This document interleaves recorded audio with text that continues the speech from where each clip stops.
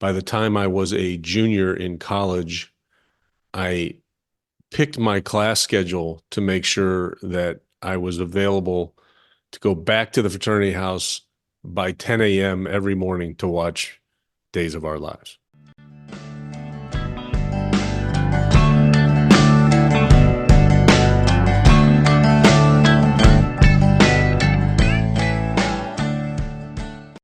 This is Third Song In with Chris Derrickson and Tom Polachek. Dude, you're pathetic. I just skipped class all the time. That could have been another way to go about it, I guess, now that I think about it. Jeez, be smart, man. Be smart. Yeah, so television in college, just prior to this episode, we published a blog that I wrote for the website that was about television in college, kind of a little more specifically, but that's because we wanted to talk about it in general for an episode. The gist of the article I wrote was that I didn't watch much TV in college, but if you go through the list of shows that were popular in the period of time we were in school, like from basically 84 through 88, 90, what have you. It's a ton of shows that are still popular now. Like I've already gone through, and now my kids know about all these shows, and I think they watch them all ironically at this point. But it's amazing to me when you look at a list of those shows, and I recognize them, and I recognize how popular they were, but I didn't really watch them. I'd see an episode here or there, but when we were in school, as important as TV was in society as we were growing up, it seemed to me like when you got to school, you just were kind of cut off from that part of culture. Nobody brought TVs, I didn't know anybody who brought a TV to campus. Like, nobody had TVs in their dorm rooms that I remember anyway. I certainly didn't. And even when we moved into the fraternity house, we had a TV room, but very few of us had TVs in our individual rooms that I remember. Whoever Andy lived with in that big in the quad. Yeah, in the quad. Did they have one in there? Yes. Yeah. One of the quads had a TV because that was, and we'll talk about it a little bit later, but that was a gathering spot for late morning, more kind of after my sophomore year than as well. As a freshman, obviously I lived in the dorms anyway, but yeah, like there was a TV in that big room, and there was a TV in the TV room, and I can't remember anybody else having a TV in their actual room up, on the second or third floor of the house.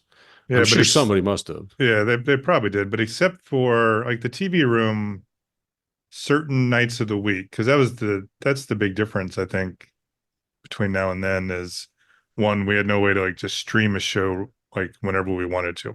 So you were sort of beholden to the TV schedule. So I remember like Thursday nights when I was in high school, that was a big night for TV. So right. if a show got stuck on Friday night, you knew they were probably not going to last very long. Right. But Thursday night was the night. And if I recall, and I may have this wrong, but I thought Cheers was on Thursday nights. I may be wrong about this. Cosby Show may not have been on a Thursday night, but it was certainly, it was an event. That'd be one of the shows we'd go downstairs, not all of us, but a bunch of us would go downstairs and watch. But I don't remember, like, we wouldn't go to someone's room to watch TV. We might go to their room to hang out and drink and whatever, and happen to have the TV on. But you're right, TV did not drive our social life for the most part. Yeah, like I said, I kind of remember coming out of college and then finding all these shows that were kind of in mid form, like they'd already been out for 2 or 3 seasons. And again, it's not like I wasn't aware that they existed, but I Googled, best TV shows of the 80s just to get a sense of what was going on there. And there's a lot of shows that I recognized that had started before I graduated high school that I recognized, but that finished after I was in college. And I realized I didn't see the ends of those series, whatever they may be. But in terms of shows that started kind of while we were in school, there's a list of sitcoms that, like I said, now everybody seems to know about them. My kids know about Growing Pains, and they know about Alf. My son Jake loves Alf. And we watched a couple episodes, this is a couple of years ago now, but and it's horrible. I mean, it was original. It was a really original idea, but God, it was terrible. But like Who's the Boss and Full House and even Married with Children, all those shows were very popular then. And I don't think I ever watched more than an episode of any one of those series. And like some of them were like groundbreaking, like Golden Girls. I don't know if Golden Girls was groundbreaking, but it became kind of a nostalgia hit a few years back. And I thought, you know what? I've never watched a single episode of the Golden Girls. Yeah. And the same thing was true with another one, which I think was considered really good, and it was remade not too long ago, called Wonder Years. I never saw an episode of Wonder Years. I never saw Golden Girls. I never saw Wonder Years. I feel like I've seen like Full House, but probably only on repeat, like on syndication or whatever they call it. I think I watched Who's the Boss? Was that Tony Danza? Yeah. And what's her face? Alyssa as his Milano. daughter, Alyssa Milano. Tony Danza was a pretty popular actor back then, so I remember at least watching it. I couldn't tell you anything about the show, but I mean, those are big shows. I mean, yeah, and if we had been shifted over time wise just a couple of years, we would have watched every episode of them, right? Because the shows that preceded those, and I didn't, they were also, some of them were on this list of best '80s shows because they ended like in '82 or '83 or even '84, like Happy Days and Laverne and Shirley and Taxi, speaking of Tony Danza, which was an excellent sitcom. Those shows can, if one of them starts, if it's on TV and it starts, I can all of a sudden remember the entire plot and some of the lines from those shows because we watched them religiously. But as soon as I got to school, that just stopped, and it stopped for quite a bit of period of time, I think, for all of us until and then you kind of get more couch bound, I guess, the older you get. But there are also a couple shows that, again, I can't say I watched them with any kind of regularity, but they really had an impact, I think, socially speaking, but also just kind of in terms of us at school. And the one that really pops out to me is the first thing I had put on the outline when I was thinking about this was the show Miami Vice. Mm-hmm. I'm not sure I watched a whole lot of episodes of Miami Vice, but the whole thing about that show was the style of it, and it had more to do with the fashion of these two cops in Miami than it had to do with solving crimes, as far as I'm concerned, and the music, and it was all very slick. I can remember at least one formal when half of the guys there were dressed like like they were out of Miami Vice, and we looked ridiculous, but it certainly had an impact on us, even if we weren't watching the show. Yeah, and that became almost its own little genre. We talked, I think it was last week, about Silence of the Lambs. Mm-hmm. And the first book was Red Dragon, and Michael Mann, who directed and certainly created the look and feel, I think, of Miami Vice. He turned Red Dragon into a movie it was called Manhunter. Yeah, that's right. And it was very Miami Vice-ish, and same thing. But Miami Vice was the peak of that style over substance. Yeah, exactly. But it was still fun to watch. I remember watching it. Don Johnson was a fun actor, and I should remember the other. I think his name is Philip Michael Hall. Yep, I think you might be right. Michael Thomas. But they looked cool as hell, right? I mean, they did. every scene was just them kind of posed with one hand in their pants pocket, with their sleeves pulled up, pushed up over their elbows, and like I said, I know I went to at least one formal trying to look like Don Johnson, unsuccessfully, by the way, but I did my damnedest to do it. But, and there really was some important television, seminal television that occurred in that time period that I didn't realize was important until after the fact. And again, kind of going through lists and trying to remember what was on back then. Tracy Ullman Show was a sketch show that, if for no other reason, is important because the very first Simpsons animated sketches were on Tracy Ullman. And I vaguely remember seeing the episode with the very first Simpson sketch, which was kind of slow and I didn't even think was really that funny, but man, did it turn into a juggernaut later on down the line. Kind of surreal. It was just a little more edgy, I guess, is probably the best way to put it. But, speaking of edgy, like another show that I never saw when it originally came out was It's Gary Shandling Show. And then later on, he did The Gary Shandling Show, which I think was more like early 90s. He talk about groundbreaking. I watched it later, much, much later, like 20 years later. I think I got the DVDs or whatever. And just really interesting, amazing, breaking the fourth wall, all kinds of very cutting edge comedy that, a lot of, I think, television writers and and comics really look to Gary Shandling as a Pioneer.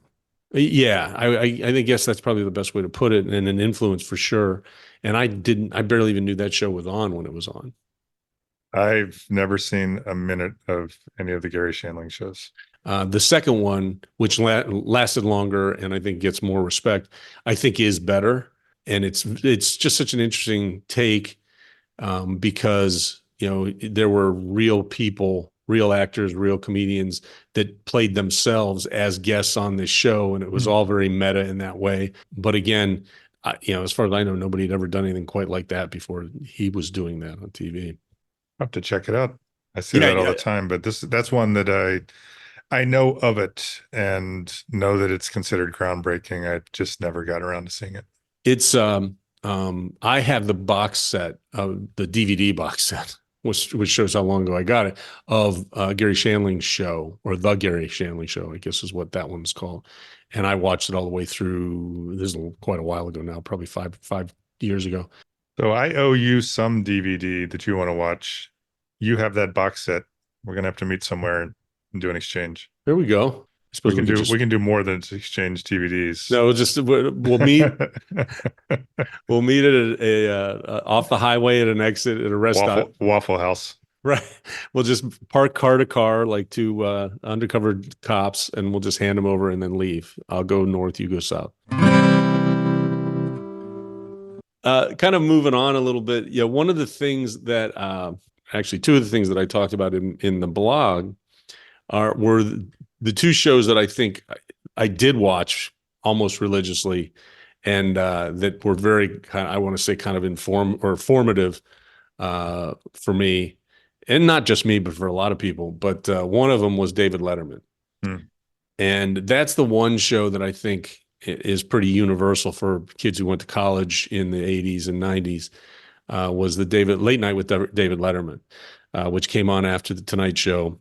And there are literally volumes written about David Letterman and the Tonight Show and not getting the Tonight Show, and then developing this whole new form of late night talk show, which took the format of the Tonight Show and the other ones that were out there. Magic Johnson had a show for a while. Arsenio Hall had a popular show for a while. But Letterman, he just turned everything on its head, and he would have people on as guests, and they would be there to plug their TV shows or their movies or books or whatever it might be, or albums. But the most important part of the show was everything around that, and how he just kind of poked fun at the whole genre of late night TV. And he created all of these crazy segments and things that stick in my head till this day. He's pioneered the top 10 list, which sounds funny to say, but nobody did that on TV before. He would do these crazy, silly, very funny top 10 lists. And he did stupid pet tricks, and he did stupid human tricks. And I think it was part of Stupid Human Tricks, the time the guy jumped off a mini trampoline in a suit of Velcro and stuck to the wall, to a Velcro wall. And a lot of it was really silly, kind of stupid humor, but nobody did that, I mean, it was just, and we used to, that's the one thing, especially because college kids tend to stay up late anyway, but everybody would take a break from studying or whatever they might be doing, and watch David Letterman practically every night. I felt like every night it was on. But yeah, Letterman, I was slow to Letterman, and I hate to reference another blog, but my blog this week is about my inclination to turn against something when it becomes very popular. And Letterman became very popular, very quick, especially among our age group. And I watched him, but I don't know where that tendency comes from, but it's there. It's not just music, is what you're saying. It's not just music. But there was a point though where the quality of it overcame that for me, and I became a religious watcher. He was great, and I don't think anyone's been as good since him. I agree, and it's funny how late night talk shows now, I think, owe at least as much to Letterman as they do to the Tonight Show and Johnny Carson. Yep. They unfortunately, like Jimmy Fallon has the Tonight Show now, and I find it to be just as boring and kind of silly and trite as when Johnny Carson did the Tonight Show. But the shows that come on after that, they're different and they found their own ways, but still you can tell that they all kind of tip a hat to Letterman, and that wasn't that way. After Johnny Carson, when we were in high school, after Johnny Carson, as far as I know, there was nothing. I mean, there was a late night interview show or something like that, and but it wasn't entertaining, and it certainly didn't have kids that were 18 to 24 staying up late to watch it. Right. That's for sure. The one on the list that you haven't talked about yet is, I think, an interesting one is Moonlighting. Yeah. You skipped over that one, and I've tried to go back and watch that one because of the actors in it. I mean, Bruce Willis, that's where he made his name, I feel, Yeah. and I should remember her name, Candace. Wasn't it Sybil Shepherd? It could be that too. I think it's Sybil Shepherd. It's Sybil Shepherd. Yeah, that was a fun show. And again, I remember watching an episode or two, but it definitely launched his career. She was well known before that. Yeah. It didn't hurt her career by any means. And I don't think it was on for very long, but man, did it launch him into the stratosphere. Yeah, it was I didn't watch it much either. I've tried to go back and watch it. It has this weird almost fog to it. Like they seemed a little brushed out. The quality of the video, I may be misremembering this. I tried to watch and he's hilarious. And she's funny. It's great chemistry between the two of them, but it hasn't held up overly well for me. I've not tried to rewatch that, maybe ever. Now that I think about it, but certainly not in the last 10 or 15 years. I'll have to check that out. I do vaguely remember even stories about how it was hazy, or they did something maybe. I'm sure it was done on purpose because it was very apparent. So. Yeah, I feel like it had something to do with her, because at that time she was considered old, even though I think she was like 30 or something like that. But and she was beautiful, but I think maybe that had something to do with her. That'd be interesting to look into. We might have to post facto that and find out a little bit more. But I remember that the one or two episodes that I do recall watching when it first came out, I thought were really funny. And then, next thing you know, he was doing Die Hard, and then he was everywhere all of a sudden. Yeah, that definitely, as you said, it definitely launched his career. I'd like to go back and see him with hair. I mean, well, even then he didn't have very much hair. I'll tell you that. The other show, though, that I felt it's not universal, or I don't think it was universal, as far as college students everywhere were concerned, but in our fraternity house, the show that captured everybody, I can't explain why, was a soap opera called Days of Our Lives, which I believe is still on. I think it's still showing, and I think that it's some of the same characters and even the same actors playing those characters, because that's the way soap operas are. They just never stop. I don't think they're nearly as popular now as they were before we got to college, and even during the time we were in college. The thing about Days of Our Lives, though, is I never watched that or any other soap opera going into school, and didn't watch it as a freshman because I didn't barely watch any TV as a freshman. But as a sophomore, when we were living in the house, I wrote about this. I can remember coming home and hearing a bunch of guys laughing and talking, and it sounded like a party practically. And I went up to that quad we talked about where there was a TV, and there were a handful of guys, and they were all watching the soap opera. And I immediately started making fun of them. I thought it was stupid. What are you watching this show that's for, stay-at-home moms? And what I found is what everybody was doing was watching and commenting on everything. They were making jokes about the actors. They were making jokes about the situation or the dialogue. And I think those shows I think they were a half hour. It might have been an hour though. Whatever it was nonstop entertainment, not on the TV, but on the couch, listening to people talk about those shows. And I got completely hooked on Days of Our Lives. And I would come back every weekday if I could, and I would see who was there, and it was the same 6 or 8 of us, and we would watch Days of Our Lives. And sometimes it'd be like 15 or 20 people, and they would just be lobbing jokes and commenting on the whole thing. And it was one of the most entertaining things I can remember from being in the fraternity, was just everybody joking, everybody trying to top each other or make the funniest comment as to what was going on the screen. And as I think I mentioned earlier, at a certain point, I just started working my class schedule so that I knew I could be back at the house to watch Days of Our Lives every day. I never followed that trend either. And my mom was all into soap operas, and I was with you. It was, stay-at-home moms shows, and yeah, I rolled my eyes at him and I've never taken to him. So I must have still been sleeping or something when you guys were doing that. That's very possible. I know Joe Pay used to watch. I mean, there were a handful of us, and if you had to miss one, you'd show up, or if you'd show up late, you'd say, "What's happening?" Because the main characters in that one were Bo and Hope, I remember, and they were like the big romantic couple. So you come in and have to find out what had happened to Bo or Hope or one of the other characters, and somebody give you a quick update, and then everybody would just start to sit back and laugh or make more jokes. And it was definitely an experience in itself. I did say that one of the only consistent shows that we all watched were like Letterman, or in our house, Days of Our Lives. But there was one other, again, at least in our house, and that was the show that was on in the morning. It's still on in the morning, probably one of the longest running shows there is at this point. But that's Sports Center. Yep.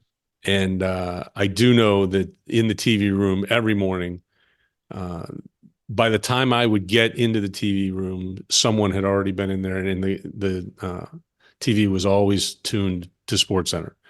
I caught all of my national news. Basically, all of my world news came from Sports Center. If they didn't mention it offhand in Sports Center, I didn't really know what was happening half the time. And that's a habit. I think you and I were talking off mic. I think that's a habit we both still have. That's the first show I turn on when I wake up, and if I turn the TV on in the morning, I usually tune it directly to Sports Center. I don't watch a lot of, I guess, live TV other than sports.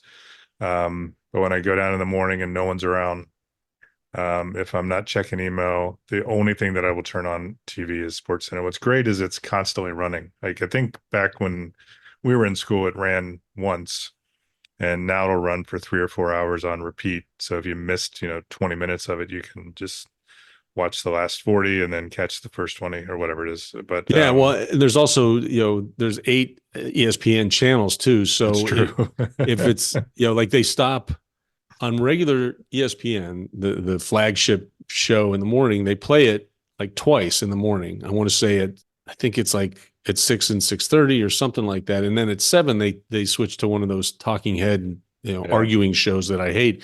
But if I catch it at that transition, I just go over to ESPN2 because they replay it over and over, at least for the next couple hours. So, well, and thanks to you, now I watch the top 10, reminiscent of Letterman. Yeah, exactly. And I count how many diving catches in baseball there are.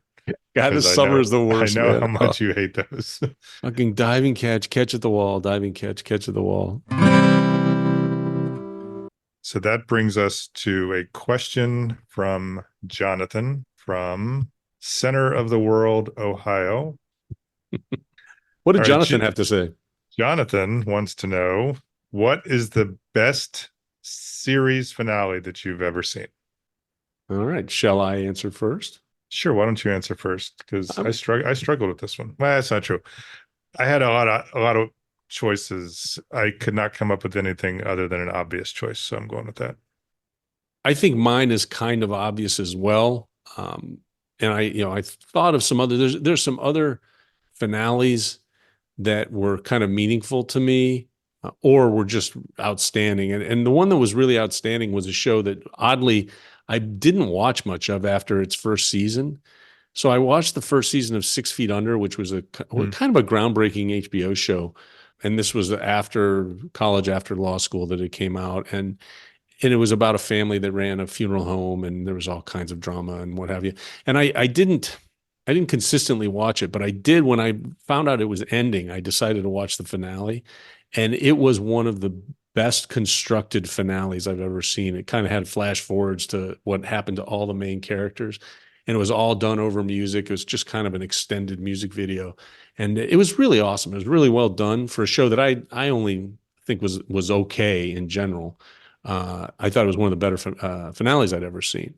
But the finale that leaped to my mind, and it's probably one that most people think of, and my answer to the question would be the finale to the TV show MASH. The title of the finale was called Goodbye, Farewell, and Amen. And MASH lasted for 11 seasons. It ended just before we left for, I think it was probably my junior year in high school, something like that. That show was on for 11 seasons. which is like 3 or 4 years more than the Korean War lasted, if I'm not mistaken. Like the Hmm. show lasted much longer than the actual conflict lasted. But I grew up watching that show, and it was the first time, and maybe the most significant time for me, that a TV show ended, and I was genuinely sad. Like I was genuinely, I didn't know what I was going to do because that show wasn't going to be on every week for me to watch. I had to, and there were a few shows that I watched very religiously, and again with my family. It was part of that. Part of it, I think, was that family experience of watching it. While all four of us would be sitting, and we just had certain things that we would sit down and watch together. But first of all, MASH was a great show, and it was a little shaky. I think the last couple seasons, as everybody was getting older and just frankly too old to still be serving their country in a MASH unit in Korea. But it it was what the finale itself was really well done and really sad and poignant, but it had more to do with just watching the credits at the end of that episode, thinking, "Wow, I'm never going to watch this show again." Now, I didn't realize it was going to be in syndication and I could watch it forever, or I didn't think about it at the time. But it had a really kind of strange personal effect on me that I've never forgotten. I've never felt that way about another show that I can think of, even though there's some that I'm sad, are gone. But that one was it was weird how emotional I got, as a kid, and maybe it was just adolescence, but I really missed that show when it left, and I thought it was a great send off for what I thought and still think is one of the best TV shows that have been on TV. Well, you outdid me as you always do. So you made me I'm not think sure. I'm of, not sure what I just admitted there, so I'm not sure that's outdoing anybody. no, I think it's more how you connected it to the personal experience, which I think is a good way to frame this. The one that I can recall, I'm not going to use it as my example because I already picked it. Having that same impact was Cheers and the Uh, last episode, because I think that's a show we would watch a lot in college. It yeah, was one of well, those Thursday night especially ones. after. Yeah, especially afterwards. I just really loved the characters. It was like the plot doesn't sound unique, but it was such a great group of characters. You love to see their stories. You love to see what they're going to yell or what Norm was going to say when he walked into the bar. And we knew it was coming, but that last episode had a huge impact too. It's like losing a bunch of friends. Yeah, yeah. Because you watch them every week, or when they're live shows, or not live shows, new shows, and you can wait for the next week to find out what's going on. And then when it's over, it's in repeat, so you can always go back and visit them, but it's not quite the same. Yeah, Um, that one's probably the closest I've ever felt to how I felt with MASH. And the main difference is probably just that I was older. yeah, But you're right. You really did feel like you were losing. You got to hear them talk, and you felt like you were part of something once a week. And then that disappeared. And yeah. Everyone was such likable, even someone like Carla, who was a hard ass, and mhm. she'd have her moments where you'd really care for her as well. But the one that I picked for this episode, I'm not even going to describe it other than what happened. I just thought it was hilarious. Is Bob Newhart had two TV shows, and I think one was called the Bob Newhart Show, the other one's called the Newhart Show. The Newhart Show I did not watch very much of. I happened to see the series finales, and I thought it was just perfect timing. But in it, the last scene is Bob Newhart wakes up in a set from his original show where he's married to, I think it was Suzanne Pleshette was the Yep, actress. that's exactly right. And he wakes up and he wakes her up and looks over at her and says something like, honey, I just had the weirdest dream. Right, The, because she's rolled over. You don't yes, know. you don't know it's her at first. And he says he has a weird dream, and then she throws the covers kind of over and turns around, and it's Suzanne Pleshette. That's one of the smartest, funniest endings I Yes. think I've ever seen to any show ever. Yeah. And that's actually what got me to think more about Newhart. I went back to watch the first show a little bit more after that. We talked about him being a great stand-up before this. He's a really, really funny guy. And I don't know how much he had to do with that, but I'm giving him credit. So, however, I do want to use this opportunity, since Jonathan asked, to talk about the worst series finale that I ever experienced. So there was a Okay. show that I got into for a while called Glades, or The Glades, sorry. It's a story about a Chicago cop who I think runs into some trouble in Chicago, relocates down to Florida, establishes himself. He's really smart. It's a typical put all the pieces together. He's the smartest guy in the room, but he was exceedingly likable. The main character was. He dated a nurse on the show who had a young son, and so you get to see some of that relationship. It lasted for 4 seasons. I was streaming it. I really enjoyed it. I knew it ended after only 4 seasons, but the series finale was only intended as a season finale of season 4, and in that he gets ambushed and is shot multiple times, and the closing scene is him lying on the ground possibly dead, and we'll never fucking know because That's awesome. the show was canceled. And you just have to decide if do you want him to die because then it's over? You have to assume if the show is going to be renewed, he wasn't going to be dead because it's very risky to kill off the main character. That's So I had this thought is just like, they always have these cliffhangers in season finales. It's like when I'm streaming now, it's always like, oh fuck, we must be getting close to end of the season because they're making us think that someone's gonna die. So this one went from a cliffhanger to straight off the cliff because the dude, as far as I know, is dead. that's So I've it never was even the heard most of that show. disappointing. It wasn't great. Like if I picked it as one of my recommendations, it'd probably be 3 out of 5. All right. But he was one of those guys. He's a guy you'd want to hang out with. He was funny. He was sarcastic. I enjoyed him, and I enjoyed his love interest. She was really good too. It was just one of those shows that was enjoyable, and he's dead. All right. So What do you want to do now? So let's recommend something, and I would say let's recommend something from television this episode from before 2000 and give it a rating of some sort and present that to our listeners. It's a That's what I really think good we should do. idea. Thanks, man. Wish I'd thought of that. Do you want to give a recommendation for then? I actually had a lot of choices. Tom talked through this. I mean, a lot of them are obvious. This one's not unobvious, but this is a show that I feel is held up in its own way over the years, and I'm going with News Radio. So it ran from 1995 to 1999, so just under the then wire. It was a show created by a guy named Paul Sims, who I think it's the only show that he created. He was a writer on Flight of the Conchords and Atlanta.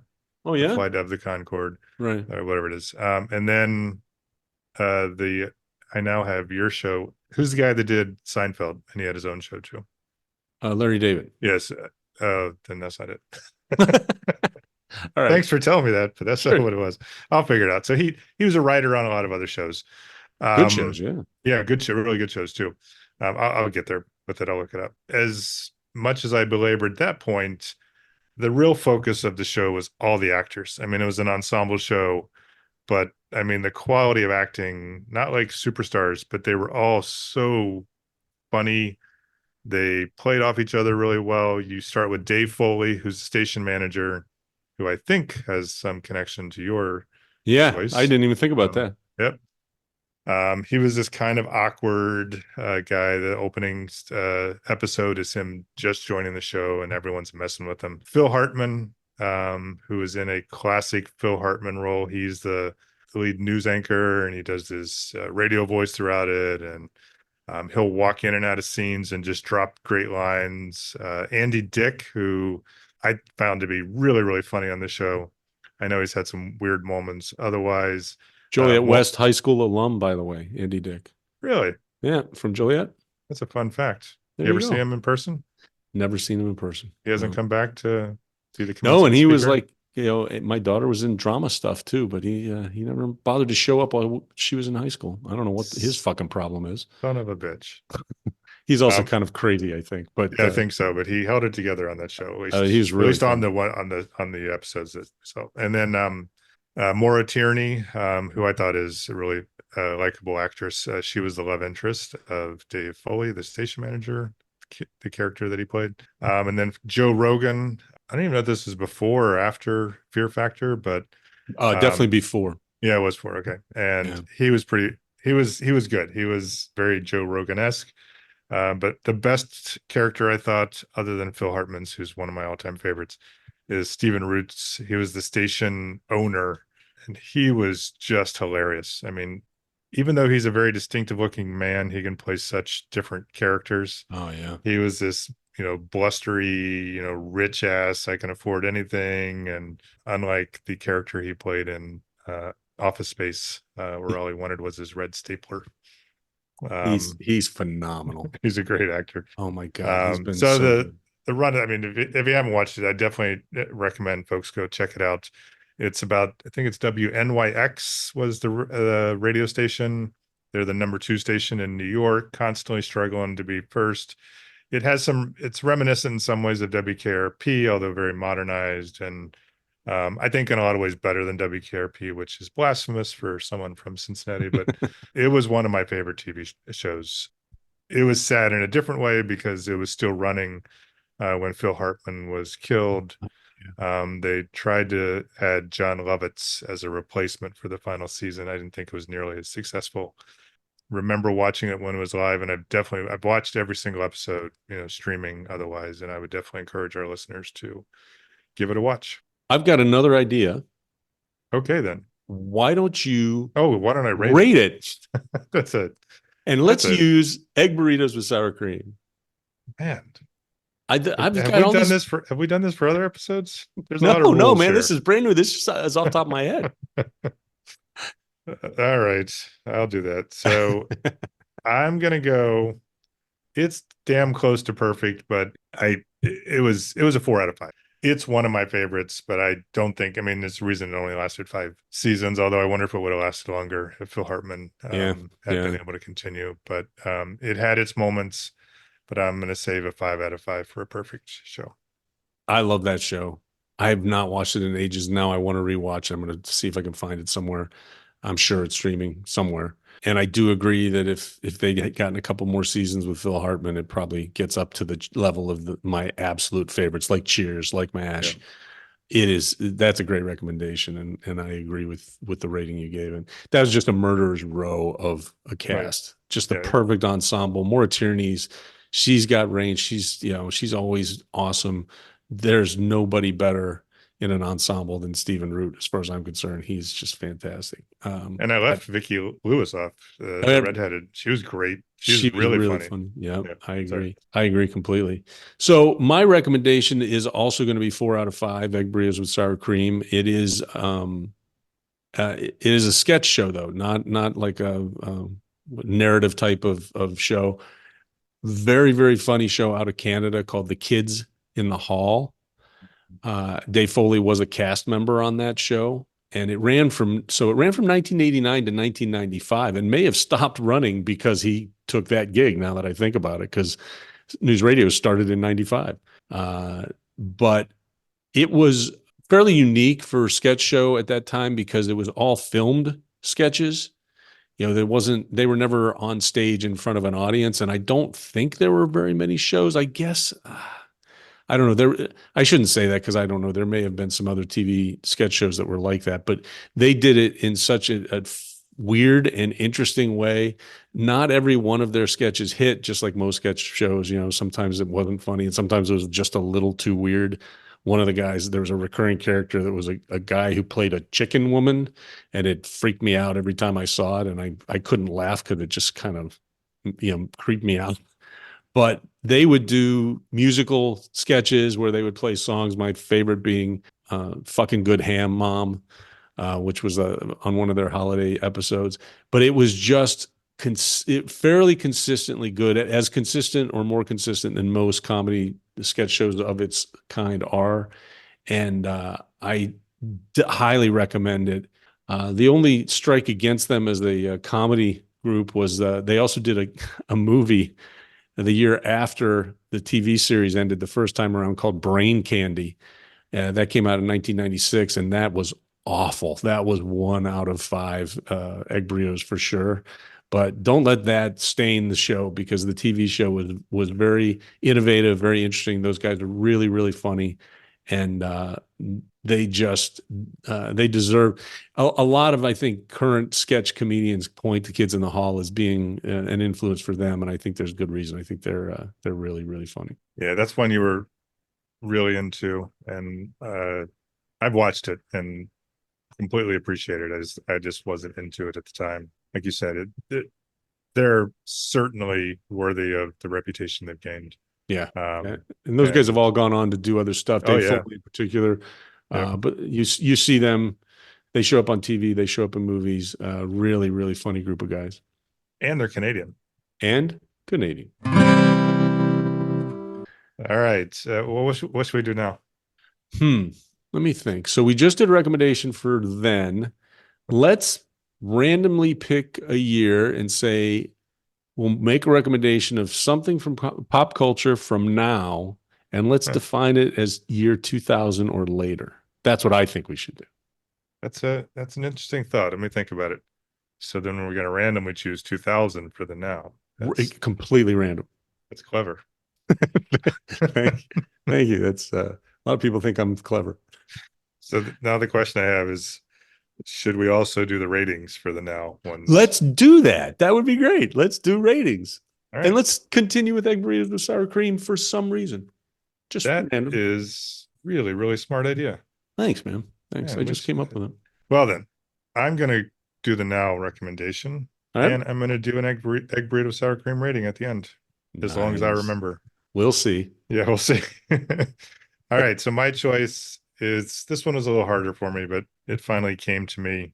I'm going with a short-lived, short-run sitcom that I absolutely loved. I have no idea how I came across it, but it's one of the funniest ensemble, six friends hanging out type of shows. Even funnier than Friends. I'm going there. But it only ran for 2 seasons, I think. It's called Happy Endings, which is funny too, because it's a double entendre. There's a decent amount of sexual stuff in there. It's on TV, so it's just on innuendo and stuff like that. But the premise of the show is there's six friends.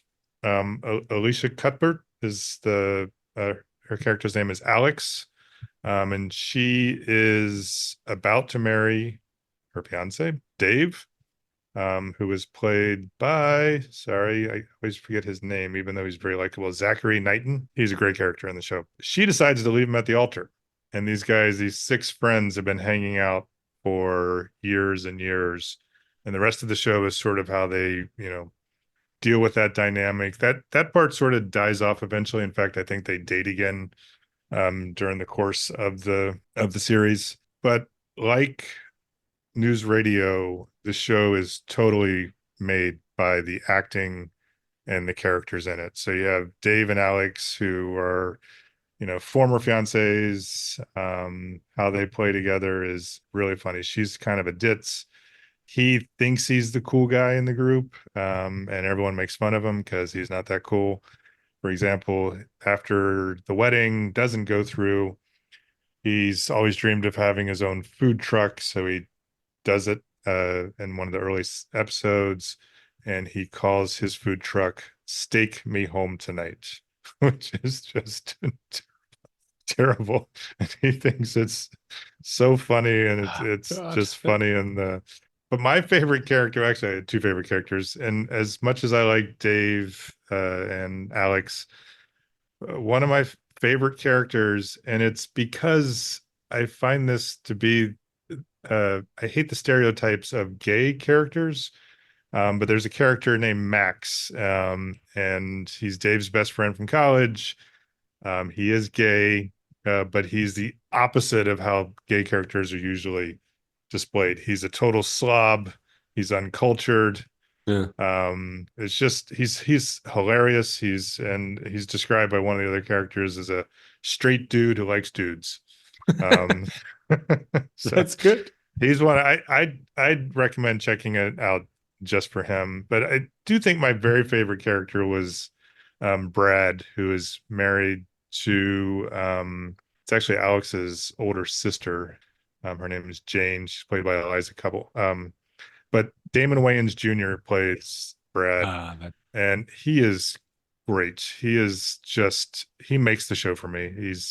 But just barely though, because they're all really, really funny. But he's the one that stood out for me, because he's having to deal with his wife who's really uptight. He's not. He's trying to hang out with his buddies from college, and Well worth it.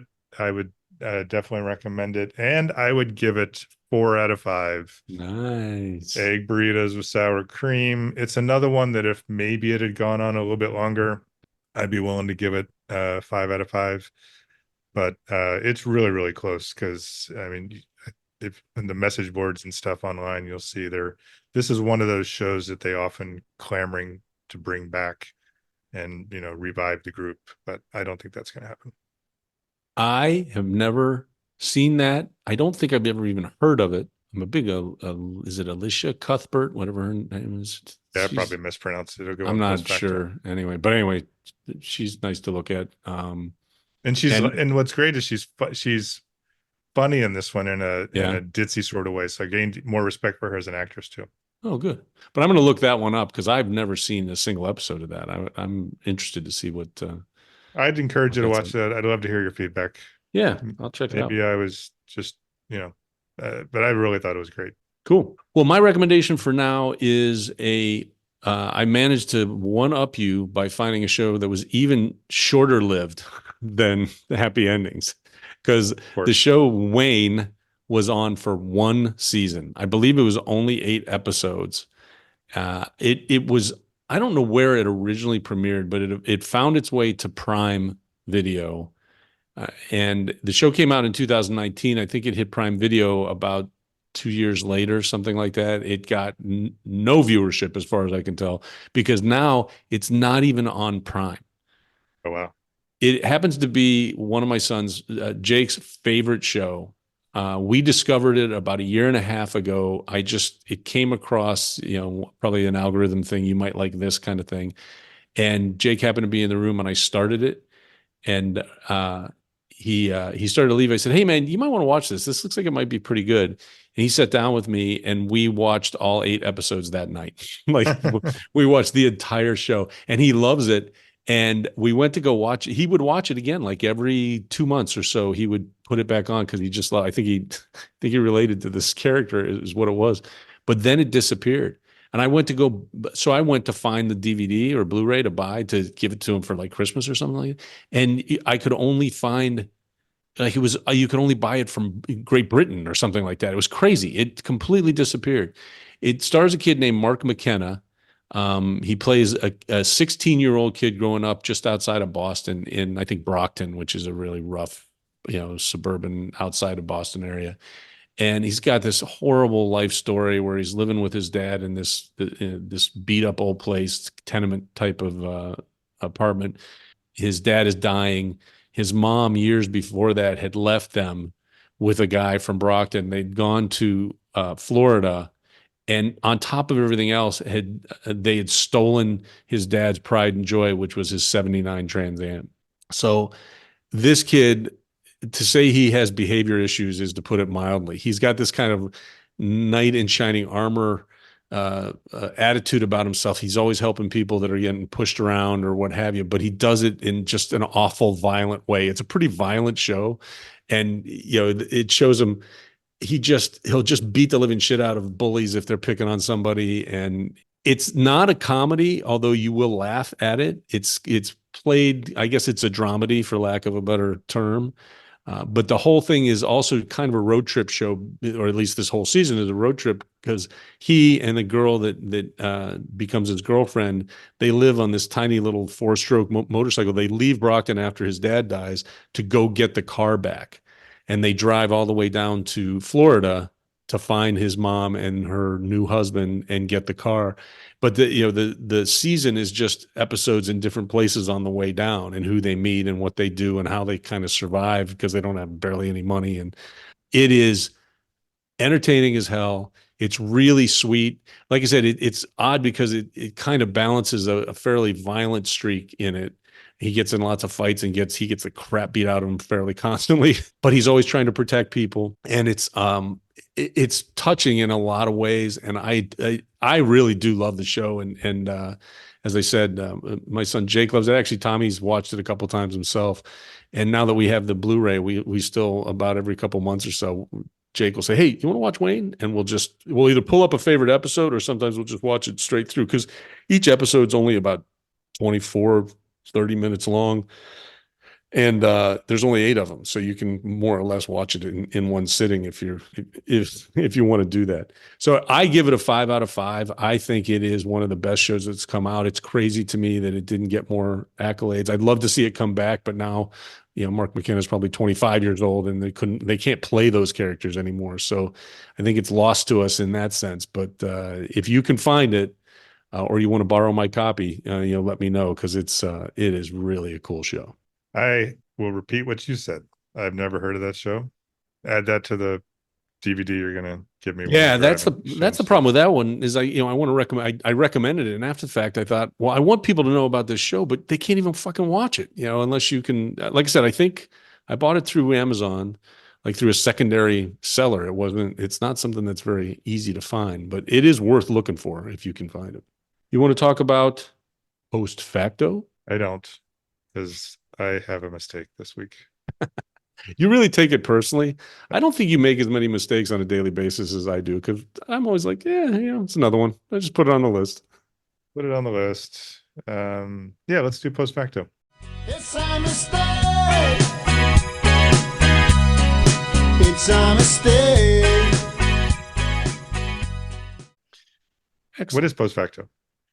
You know what Post Facto is, Chris? Post Facto is our opportunity to correct mistakes we've made in prior episodes. It's also a chance to fill in the blanks on stuff we talked about that maybe we either thought about later or wanted to just provide a little bit more information. And sometimes it's just when you fucked up. So you want to start? Yeah, you know what's funny now that I'm checking out the script? You don't make a mistake. So you flip it and you're going to correct one of my mistakes for me. Well, I just felt like I should, contribute in some way, but I couldn't think of anything that we didn't talk about fairly fully last time. Usually it's just stuff I want to add to, stuff I just couldn't remember. And all right, fine. I'll get to my mistake so you can do yours. It's pretty funny. Yours isn't even a mistake. Well, it wasn't a mistake. Well, there was a mistake. Wrong. So what I did is in the last episode, I talked about going to see Brian Regan in Baltimore, which is the best stand-up show I've seen. And he had 2 opening acts. And one of them, I said, was a gentleman who had some sort of medical condition that he very openly discussed. And I thought that I said it might be muscular dystrophy, but I wasn't sure. I don't even remember what I said it was. Turns out that Tom's pretty good with the internet thing. And he went. I can type. He went and determined that the comedian I was talking about was Josh Blue. And the condition he had is cerebral palsy. And again, he talked very openly about it. He's very, very funny. Don't judge him by how poorly I butchered his joke. So I'm pretty sure that's all I got wrong on the last episode. Well, so here's what happened, Chris. You were talking about Red Fox in the last episode. We were talking about stand-up comics in general. I was. And you talked about the fact that Red Fox, you hadn't been aware that he was kind of an important stand-up and an influence on a lot of other guys. Mm-hmm. But you did know him because of the TV show he was on, which was Sanford and Son. And you said and that show was famous for his line, "Martha, I'm dying." And I absolutely knew that was not the line he was famous for, but I could not remember what it was. So I had to wait till after we recorded to look it up. And then I thought, you know what? I'm just going to throw this into Post Facto, because it is a very famous line. It is. And the way he delivers it is very famous, because he always holds his chest and puts one arm out like he's having a heart attack. And he always says, "I'm coming, Elizabeth, I'm coming." And it wasn't Martha, I'm dying. That's all I wanted to point out. I bet there wasn't even a character in the show called Martha. There probably was not. I don't remember. But he was acting like he was dying. I was imagining him holding his arm out. Like I saw it all in my head. Right. Just when it got to my mouth, it came out all wrong. Anyway, that's it for Post Facto. I think we did fairly well last week covering things. I would like now to move on to a relatively new segment. We're calling it Staff Recommendations. Just around the corner from you. The Staff Recommendations is our ode to when you used to go into a record store and they'd have new releases for the week, and they'd be up on a board or something. And that's where Tom and I would usually go, because we went to the record store at least once a week back in college. Yep. So anytime we were going back, we're looking for new material. We'd often look for those staff recommendations. So that's what this is designed to capture. And the idea is for us, separate from the theme of the show, they do not have to align with the theme of the show, to recommend some new releases, whether it be music, TV, movies, or even books. I'm Mhm. saying that it's almost always going to be music for me. Tom's the movie man, but this week we both have music recommendations. You want to start out? Yeah. Yeah. My recommendation, my staff recommendation, is for an EP that came out within the last 2 weeks. So it would have been 2 weeks ago from our recording, which we're recording on Friday. And it is by Open Mike Eagle, and the EP is called Sir Rockabye. His kind of theme, most of the stuff that you hear from him, including this EP, he writes his music from the perspective of a middle-aged guy who's kind of trying to, I think, hold on as far as pop culture is concerned. And what's depressing to me is he's probably 15 years younger than I am, but he always treats himself as a really old guy who's kind of out of touch, or is always reaching back, being very looking back to his past and his influences in the past. But it's a 5-song EP. It's called Sir Rockabye. If you like any of the stuff that I've talked about from him previously, or you like hip hop at all, he's very funny, and it's a great EP to listen to. So, Okay, I went, interestingly enough, in a somewhat different direction from my usual, and I rely heavily on Spotify and YouTube to recommend new stuff. So the last week I've been listening to a lot of new songs. There's some stuff that I was hopeful for, but the one that I settled on, I've already listened to the EP now 3 times just this morning because I was doing a lot of driving. It's called Act One, Scarlet Lonesome by Sam Williams. And Sam Williams is the grandson, I think it's the grandson of Hank Williams. He seems to struggle a little bit with the burden of being in a famous family like he is. And I thought that song captured it really, really well. He has one other album that came out. I did a quick review of that from a website that I trust, and they were pretty rough on him. He's called a country artist because he's Hank Williams' grandkid. And even some of his songs, I'm going to point out the ties to country music, but I would argue he's not country. And he got sort of skewered on the review that I read for sort of being genreless. Like his stuff didn't really sort of there was no consistent feel to it, which I haven't listened to that first album. But this one really stood out to me. And I hate to pick this single to talk about. And I think it was just released this week. It's if you look online, it says it's going to be released today, which is June 28th, which is not when we'll release this. But the 5th song is a song called American Actress. To me, it embodies what's so good about this album. He does a remake with a Carter Faith. I think it's a Tammy Wynette song called Till I Can Make It on My Own. That's a standout as well. It's the last song on the album. But American Actress, if you listen to it, it's fairly sparse with just some simple strumming of guitar in the background. And it's funny because I did not know this until I stopped driving, and I read up on it a little bit, that he remade a Tammy Wynette song, because American Actress reminds me of one of those 70s country ballads sung by females. And Sam Williams is a male, and he's got a very masculine voice. It's not that. It's just there's something to his voice, the emotion in his voice. It just reminded me of a straight out 1970s, although his voice doesn't sound, there's no, I hate to say it, country or hillbilly sort of accent. If you listen to this, it seems like a pop, or almost like something that would be sung in a movie. Like it's very theatrical. Some cinematic. of the songs are cinematic. That's a good word. Thank you. But I would recommend folks take a listen to American Actress. It is sung from the perspective of not a female per se, but from the female identity, because again, he is male. He is open about being gay. That has nothing really to do with it. But I'm going to be checking out. I'm going to go back and listen to his first album, because I think he's someone who's going to emerge over the next couple of years as a really important artist type. His voice, I like the way he delivers some of his lyrics. If you listen to even the other song that I felt was a standout was "I Was Home." It's about a breakup, and there's one of the lines where he delivers where suddenly he just drops his voice real low on one of the words. He's got really great voice control. It's a little bit smoother of a voice than I'm used to, but I'm in the Sam Williams camp right now. I'm going to check him out. Those are our staff recommendations. That takes us now to playlist picks. How should we handle that? Maybe we should take turns picking a song related to the theme of the episode, and then we can take those songs and put them on a playlist on the various streaming services that carry such songs.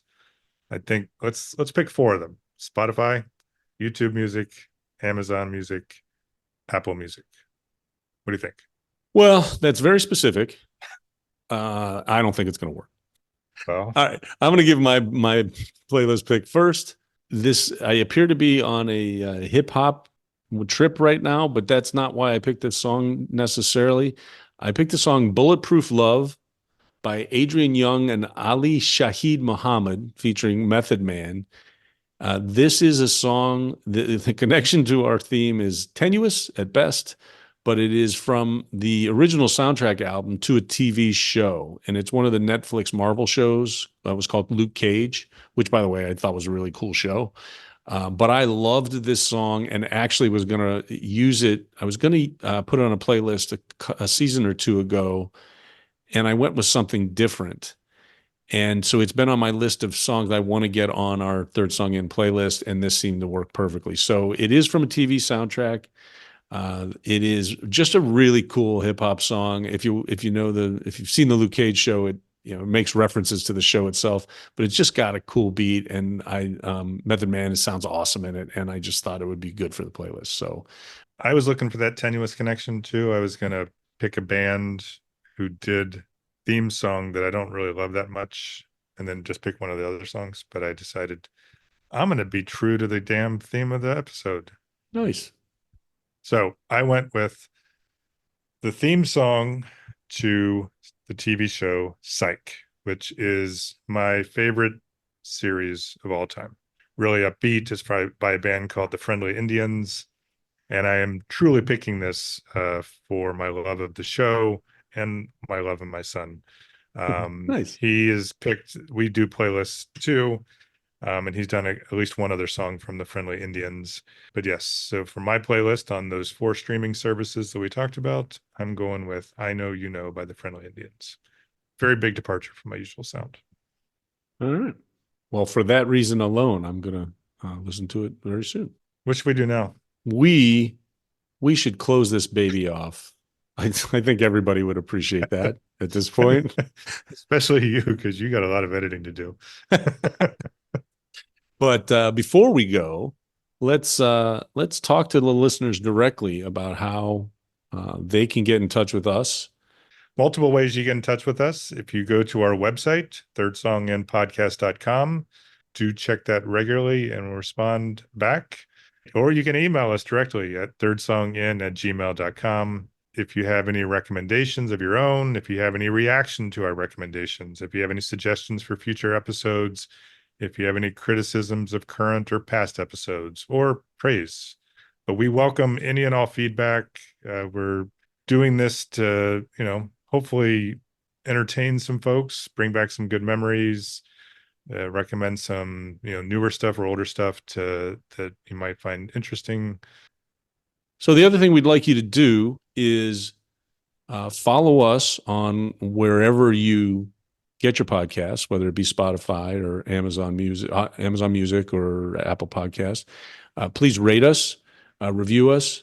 As Chris said, please There are places to give feedback both on Spotify and I believe on Apple Podcasts and certainly through the email address.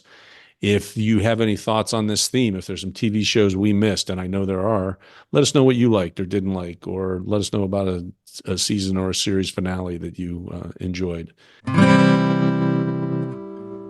You've been listening to Third Song In with Chris and Tom. Thanks for listening.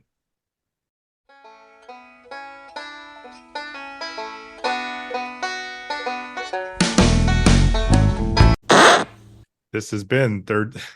Can't go with an angry voice. This has been Third Song In. You mentioned stop listening to Third Song In. Give us all your damn stars. I mean, is it so hard to give us all your stars? Give us your stars. Just give them to me. Give them to me. I'll make sure Chris gets some of them. You've It's been like a song. listening to. Would she shut up? When, Zip it. Fuck you.